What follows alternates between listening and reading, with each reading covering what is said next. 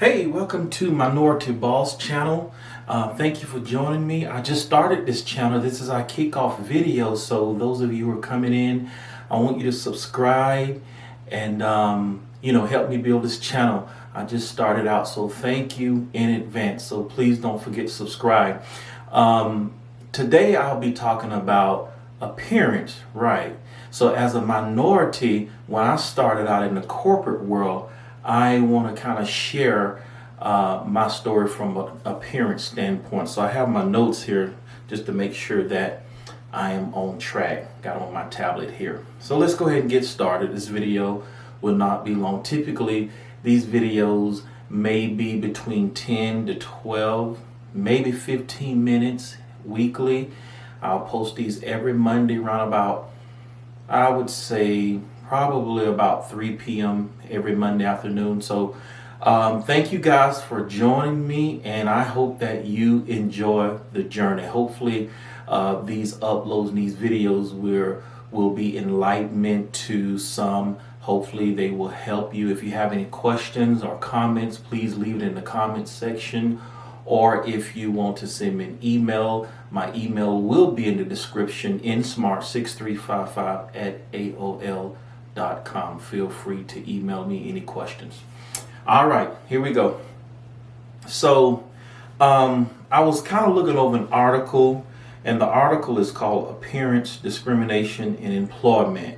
And I'm going to post this article at the end of the video, so in case if you want to reference it, you can. In a business context, employees often make hiring decisions based on the appearance and attractiveness of the job applicants. So it's so important to, dress for the part. And this is interesting because I'm going to share my story about how I came into the corporate world and how I was looking. It wasn't business casual. It wasn't business attire. So we'll get into that. Appearance discrimination or making employment decisions based on an applicant's outward appearance is permissible in modeling scenario, but in the factory scenario, it's appearance discrimination is prohibited. Now it seems like that's a contradiction, but I think that employees do look at those physical traits, those physical characteristics. They may not tell you. I didn't know it was there was such thing of appearance discrimination. I just thought that it would help us get a job if we dressed the part. But there actually, according to this research, there's actually some appearance discrimination. And I learned that employees are not to base their hiring decision on your appearance. Now, I believe they do. They just won't tell you. Just like a lot of employers, they have different biases and things that they don't like, and some of them may make their hiring decision based on that, but of course they can't tell you that because of the legal ramifications. So I think that's a situation when we're talking about appearance discrimination. You want to look the part, and I believe dressing the part will help you get a job. But if they base it, or if an employer bases hiring you on your appearance, of course they probably won't tell you, I didn't hire you because you had red hair or yellow hair. So let's go ahead and get into it. When I first entered the corporate world, I had gold teeth and I had loud pastel colors. I'm a Florida boy. I'm from Florida. And those of you who are from Florida, that we're not afraid of making strong, outward, animated fashion statements. So I brought that in the corporate world. But the funny thing about it is, when I got hired, I met this lady in Atlanta. I was in Tennessee. I'm from Florida, but I studied in Cleveland, Tennessee for 4 years. And Atlanta's like an hour and a half or so from Tennessee. So I was in Atlanta visiting someone, and this person happens to work in logistics, and we were talking. I was telling her basically I'm getting ready to graduate from in a couple months, and I'll be looking to get into the workforce. And she was saying, basically, she was a logistics manager. She was saying, give me a call once you graduate. So to make a long story short, I gave her a call. She talked with me. Basically, she interviewed me right then. But anyways, to go through the preliminaries and the formality of it, I talked with her again. And of course, she brought me on. Now, the interesting thing about this was when I interviewed with her, I interviewed with loud colors. Because, mind you, I'm from Florida. I went through college. Nobody pulled me aside and said, hey, you're getting a business degree. You might want to tone that down. I was green, naive, didn't know it. That goes to show you that in college and school, they don't teach you everything. They don't tell you about the bad and the ugly. They just, kind of make it look good for you sometimes. And then you're up for a rude awakening when you don't know these things. So I go in the interview, have my gold teeth. You notice they're out right now. And had my loud colors on. And she was a black lady, not that it matters. And one more thing, guys, this channel is not a racist channel. I'm not racist by any means. I can work with anybody. I like whatever race you are. So just to, make that disclaimer. But anyway, she was a black lady. And she interviewed me and brought me on. Okay. So when I came aboard, when I came on with the company,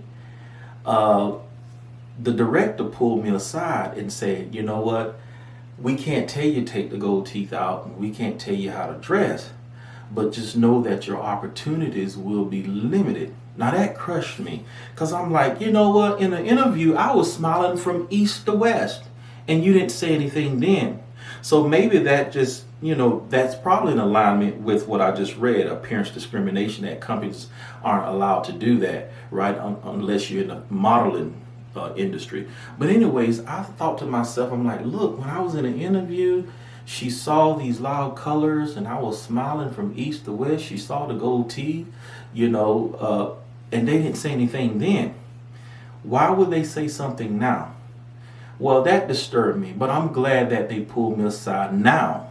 That I look back, I'm glad at the time it didn't feel so good. And I'm also glad for the opportunity, because many companies probably wouldn't have hired me, period, if I came there with gold teeth in my mouth.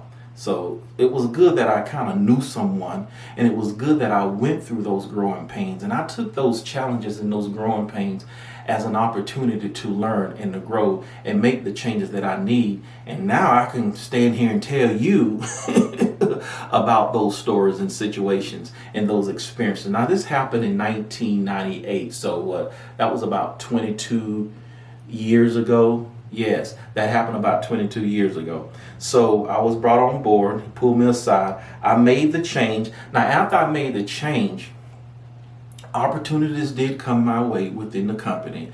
I was able to travel a little more, stand in front of the customer, because they really weren't comfortable me standing in front of the customer, being all flashy like that. I'm representing a reputable company, so you know where I'm coming from. So anyways, I made the change, and opportunities start coming my way. Got a couple promotions, got transferred from the Atlanta office to the Dallas office. Wasn't looking for that, but now I've been here for 18 years. It was a great move now that I think about it and look back. So have that opportunity. I'm in management now. So the change benefit me. So that pulling me aside was some great advice. Didn't feel good at first. I thought they were picking on me, but it worked in my favor. So, and after I made the change, I started to soar in my career. I started focusing on learning the business and developing my skill set and interacting with others, because I was kind of looking like everyone now, wearing the darker colors and didn't have the crazy hair, low haircut, took the gold teeth out. Good thing I had dental insurance. They did cover the cosmetics, so I did get that taken care of. Let's see here. I became comfortable with who I was after a while, just kind of fast forward. I got the experience, got some tenure, got some years in the company, on job training, went to China to set up the infrastructure, start managing people, and just different things. Things were looking good for me, some great opportunities. And then I started to grow my hair. and I kind of got it in a ponytail now. But I started to grow my hair, and I started to kind of change again and wear colors like I have on right now, different colors, because I'm from Florida, not afraid to wear colors. I toned it down for a little bit, but when I got a little more knowledge, when I got some knowledge under my belt and a little tenure and experience, I'm like, you know what? I can push the envelope a little bit now, because this knowledge and all the experience, got another degree, got an MBA and all that, got a PMP. I'm like, you know what? I've been with the company. They know me. Let me push the envelope. So I started growing my hair out, got dreads, and I started wearing shirts like this. Of course, the bottom was black, right? I didn't wear like this, what you call this peach colored shirt and peach pants or something like that, or red or orange pants, no, or red shoes and stuff like that. No, didn't do that. So I would wear the shirts like this, but I would wear like black slacks and black shoes and different things like that to kind of tone it down. Of course, I mean, I'm a black man with my black skin. I can get away with it. So people started complimenting. Of course, all the women, they loved it. Women like stuff like that.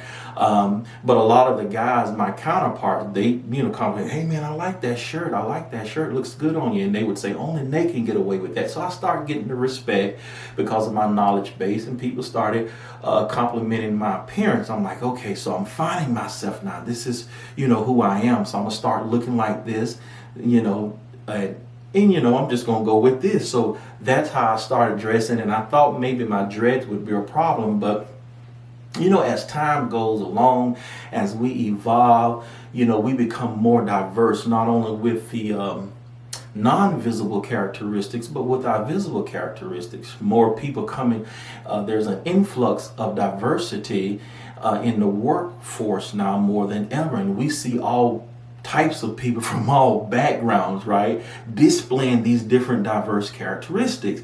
I even see my counterparts, the women in the corporate world, a couple of them were wearing different color hair. Now they didn't have like yellow hair or red hair, but it's like purple hair. I'm like, okay, well, I'm doing good. And I've seen some others, and even my African American counterparts having dreads. So I think that's more acceptable right now.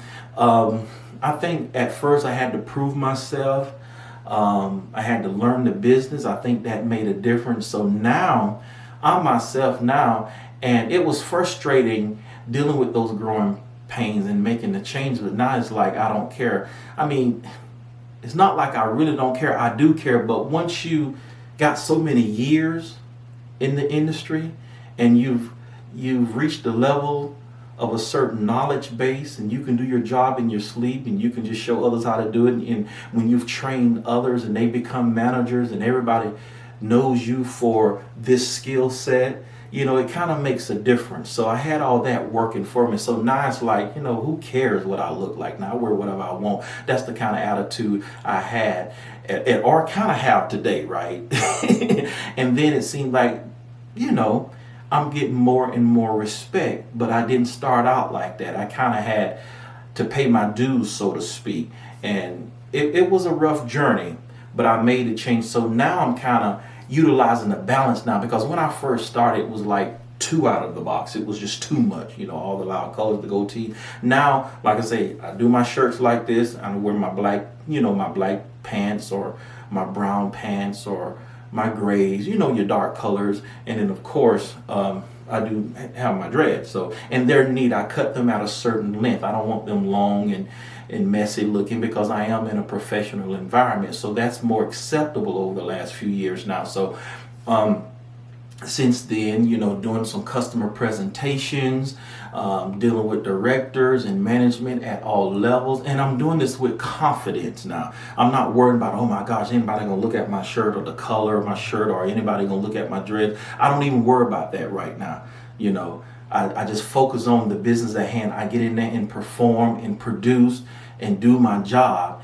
And like I said, I think that, that offsets a lot of stuff when you have a strong skill set. Now, don't get me wrong, there are other factors involved. Yes, I do think appearance is a factor, but it's not as big of a factor as it was when I first started, because I think that I am utilizing the balance. Around 18 years on the job with the same company, and with all the experience, I received an MBA since I've been there, PMP certified on the first try, and the company did pay for that. So, you know, they're giving me some recognition, and I'm known for this here, really pursuing education to better my skills, and right now in pursuit of a doctorate in management. They know that. And different opportunities, assisting with certain projects. I know we're going robotic right now. We're implementing robots to do the job. We'll talk about that at another video. So I've been involved in a lot of the evolution of our company and a lot of changes, and been instrumental in the growth of the company. So, appearance is not big of a problem right now as it was when I first started.